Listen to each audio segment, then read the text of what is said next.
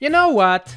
I don't like the color red. I think it shouldn't be in my Mario games. But alas, it actually is. Today, I will protest by playing Super Mario 3D World without touching the color red. The rules are simple.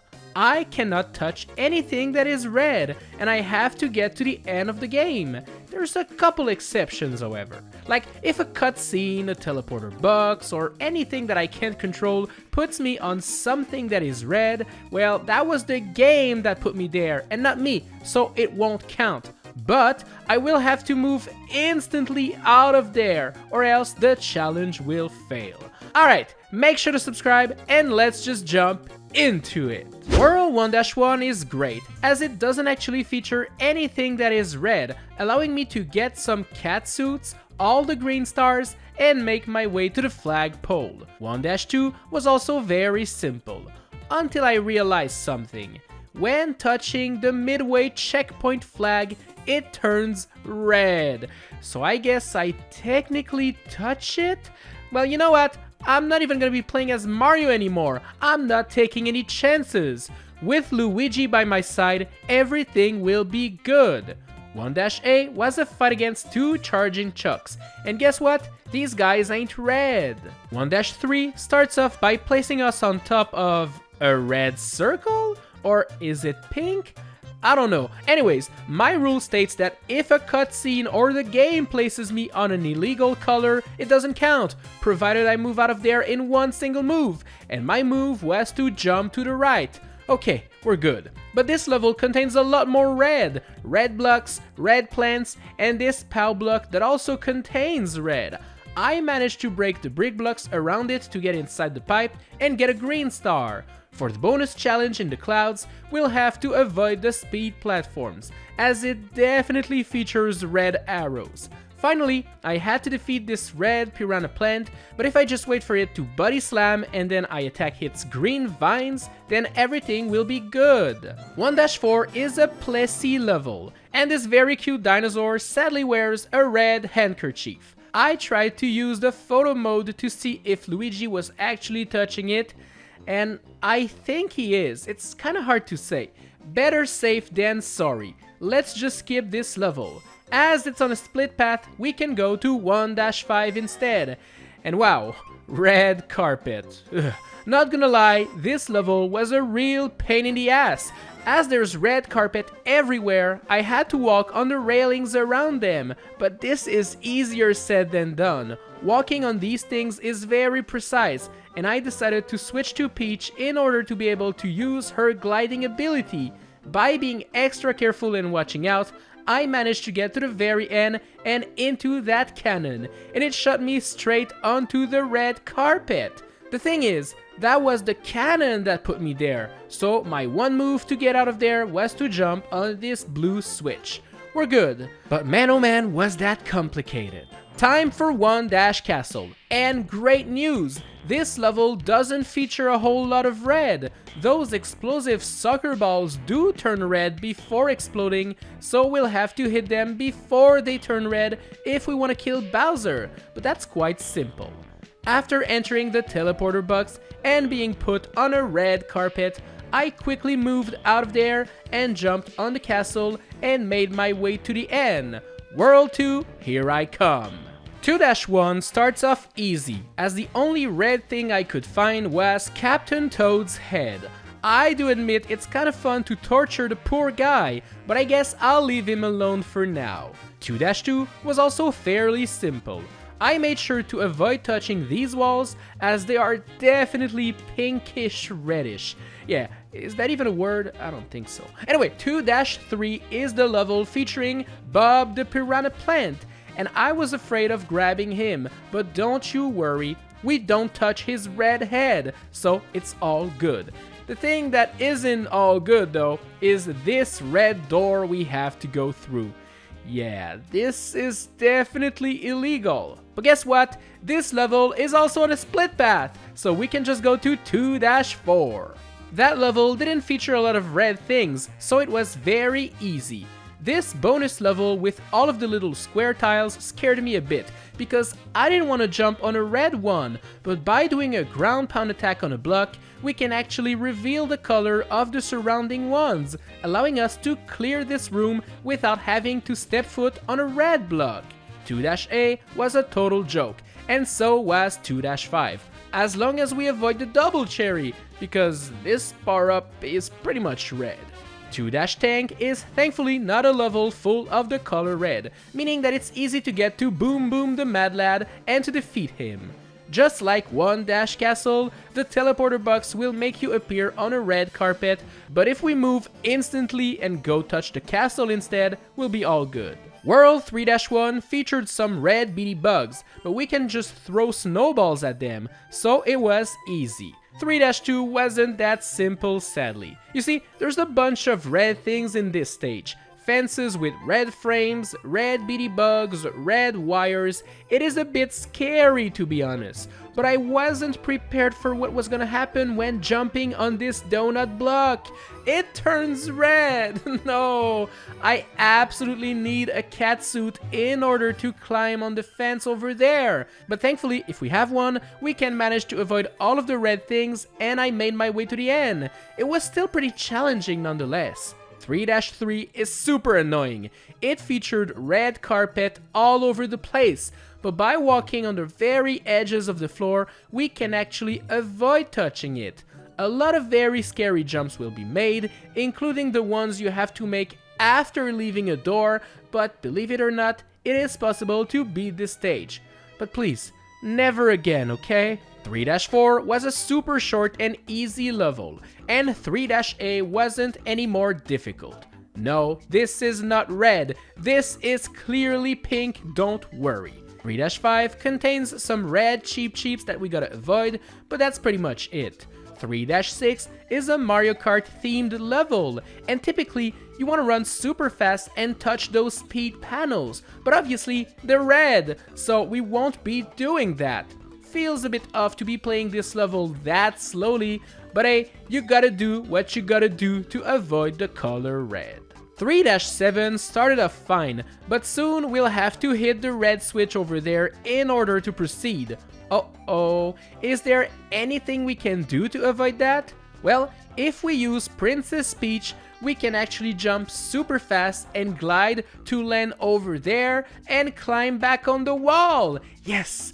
We'll have another super scary jump to make near the end, and I switched to Luigi after touching the midway checkpoint flag because it was way easier for me.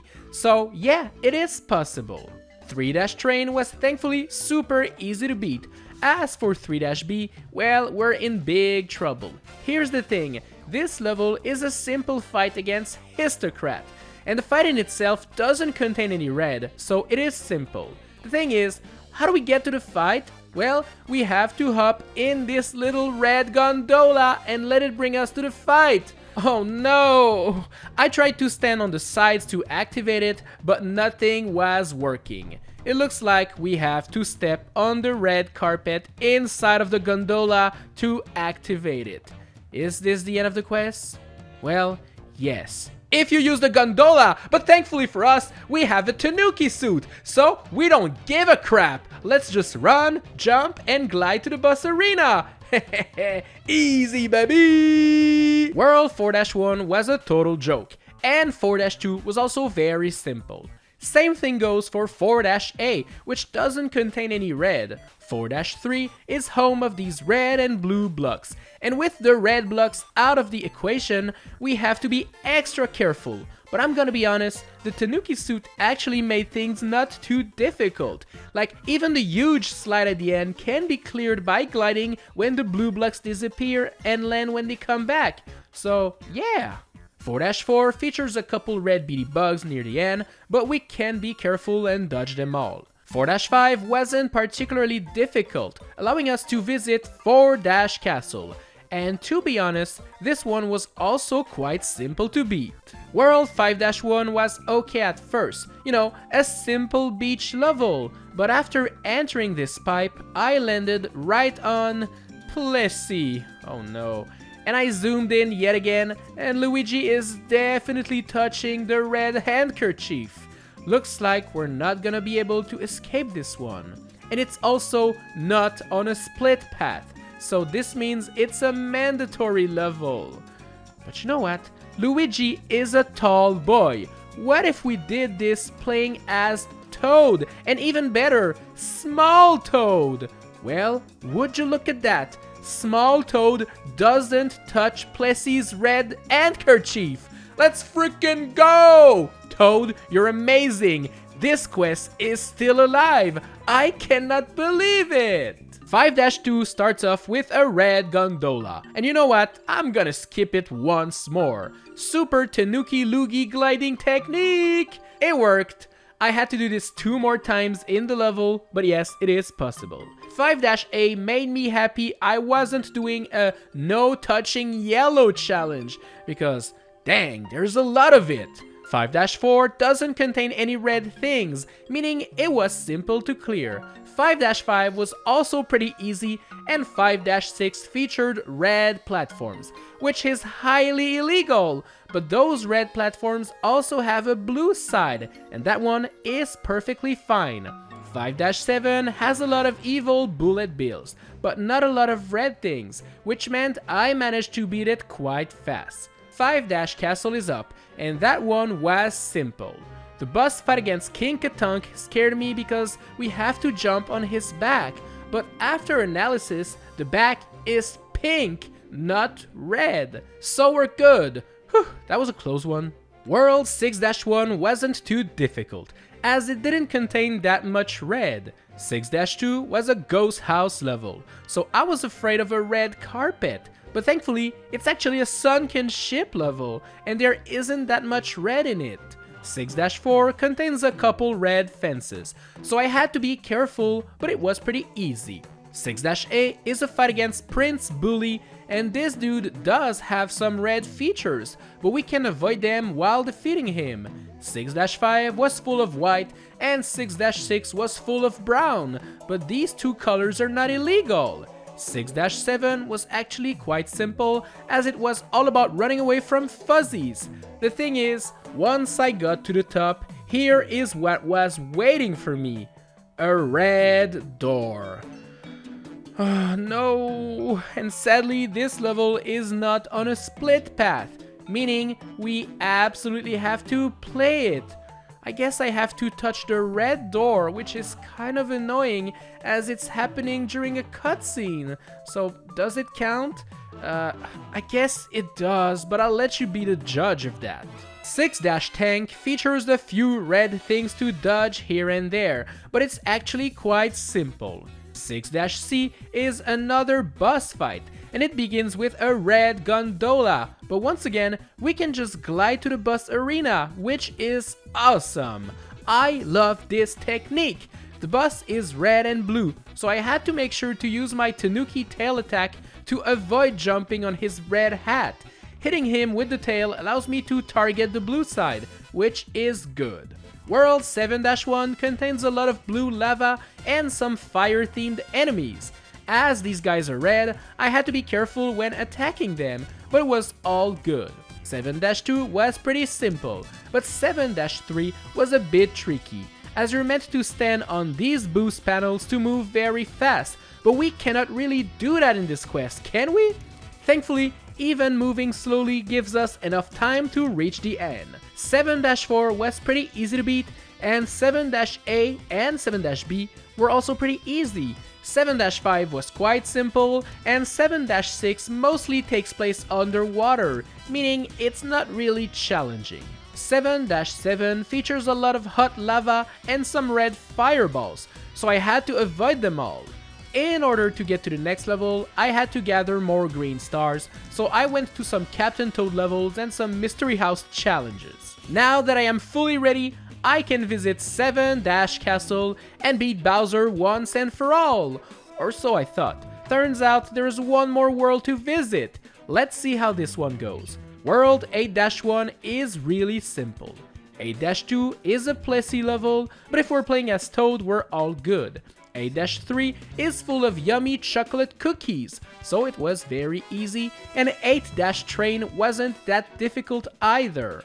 As for 8-4, it only features blue invisible platforms, meaning that it was very easy for this challenge. 8-5 and 8-6 were both very simple. I mean, 8-6 does have a carpet, but it's purple this time around. So, you know what? Good choice of color, whoever built that house. 8-7 takes place on these smiley face blocks, and they're blue and pink, so no red will be touched. 8-A and 8-B are just two boss fights that we already did in the past, so the levels were simple. Time for 8-Bowser, a level that wasn't actually very nice. We have to ride a red gondola to get to the final fight, and obviously we don't want to do that. Thankfully, there is a speedrun strat that allows you to skip this gondola by vectoring, which is a way to just like jump and keep your speed super fast. And with that done, we can climb to the top, avoid all of the red carpet, and hit that POW block 3 times to win. Wait a minute. Oh no, the block is red for the final hit. Are you serious, game? This is so annoying. But you know what? If I had a boomerang flower, I think everything would be possible. So I went back, grabbed one, did the trick again, beat the entire fight, and there we go. We did it. The thing is, no, it is not possible to beat Super Mario 3D World without touching the color red. All of this because of a single door. A single red freaking door! I'm super proud to have completed everything else redless, but still, it is a bit sad that this is not possible. Anyways, thank you so much for watching the video. I hope you enjoyed it. If you did, make sure to subscribe, give this a big like. It really helps me out. Bye!